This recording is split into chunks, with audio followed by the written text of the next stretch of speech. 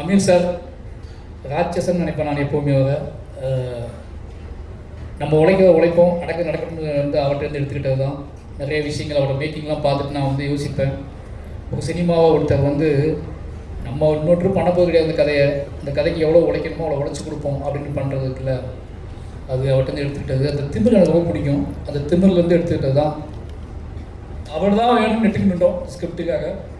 தலைவர் வரலன்னா தலைவர் நான் கூப்பிடலை. அதித்தி சொல்லிச்சுல்ல, அதித்தி நிறைய சிக்கல்கள் இருந்துச்சு. அப்போ என்ன சொல்கிறது, அமீர் சார் வேறு உள்ளே வரமாட்டாரோன்னு பயமாக இருந்துச்சு எனக்கு.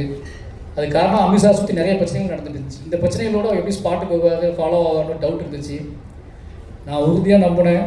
நம்ம நம்புகிற அந்த சும்மா ஒரு கிரிஞ்சி டைலாக் தான், நம்ம ஆர்ட் ஃபார்ம் ஒர்க் பண்ணால் அந்த ஆர்ட் ஃபார்மே அவங்கள கூட்டிகிட்டு வரண்டா அப்படின்னு சொல்லி எல்லா இடத்துலையும் க்ரீன் பெட் வைக்கிறா அப்படின்னு சொல்லி 60 நாள் க்ரீன் பெட்லேயே ஷூட் பண்ணிகிட்ருக்கோம். அந்த க்ரீன் பெட்டில் யார் வரான்னு கேட்டுகிட்டே இருக்காங்க.